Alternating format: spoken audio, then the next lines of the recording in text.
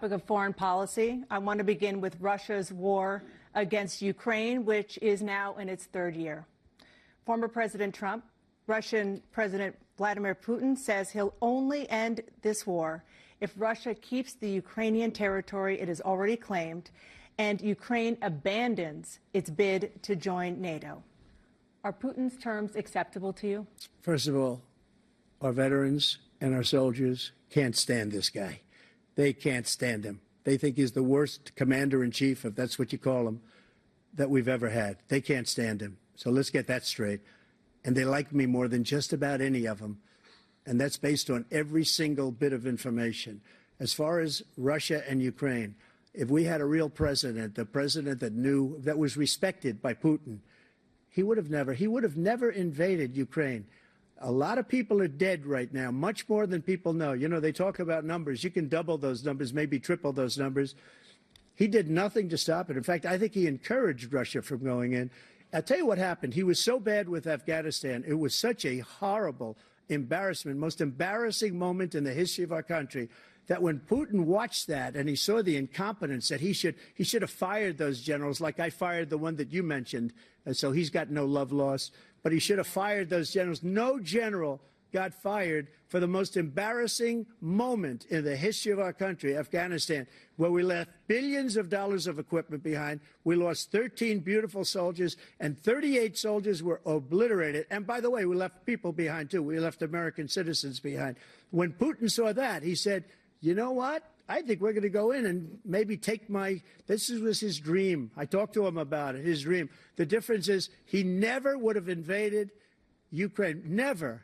Just like Israel would have never been invaded in a million years by Hamas. You know why? Because Iran was broke with me. I wouldn't let anybody do business with them. They ran out of money. They were broke. They had no money for Hamas. They had no money for anything, no money for terror. That's why you had no terror at all during my administration. This place, the whole world is blowing up under him. President Biden? I've never heard so much malarkey in my whole life. Look, the fact of the matter is that we're in a situation where, let's take the last point first.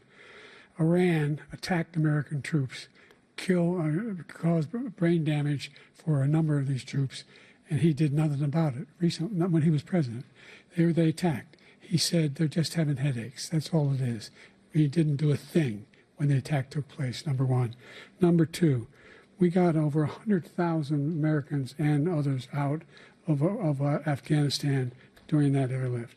Number three, we found ourselves in a situation where, if you take a look at what Trump did in Ukraine, this guy told Trump, do whatever you want, and do whatever you want. And that's exactly what Trump did to Putin, encourage him, do whatever you want. And he went in. And listen to what he said when he went in. He was going to take Kyiv in 5 days, remember? Because it's part of the old Soviet Union. That's what he wanted to reestablish, Kyiv. And he, in fact, didn't do it at all. He wasn't able to get it done.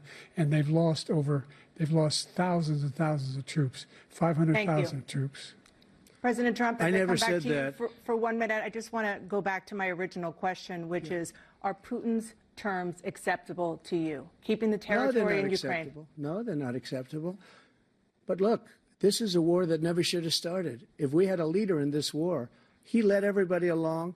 He's given $200 billion now or more to Ukraine. He's given $200 billion. That's a lot of money. I don't think there's ever been anything like it. Every time that Zelensky comes to this country, he walks away with $60 billion. He's the greatest salesman ever. And I'm not knocking him. I'm not knocking anything. I'm only saying the money that we're spending on this war, and we shouldn't be spending, it should have never happened. I will have that war settled between Putin and Zelensky as president-elect before I take office on January 20th. I'll have that war settled. People being killed so needlessly, so stupidly, and I will get it settled, and I'll get it settled fast before I take office. President Biden, you have a minute. The fact is that Putin is a war criminal. He's killed thousands and thousands of people. And he has made one thing clear. He wants to reestablish what was part of the Soviet Empire, not just a piece. He wants all of Ukraine. That's what he wants. And then you think he'll stop there? Do you think he'll stop when if he takes Ukraine?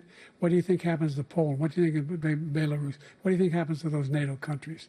And so if you want a war, you ought to find out what he's going to do, because if in fact he does what he says and walks away, and by the way, all that money we give Ukraine are from weapons we make here in the United States. We give them the weapons, not the money at this point. And our NATO allies have produced as much funding for Ukraine as we have. That's why we're strong. Thank you. Moving on to the Middle East. In October, Hamas attacked Israel, killing more than 1,000 people and taking hundreds of hostages. Among those held and thought to still be alive are 5 Americans. Israel's response has killed thousands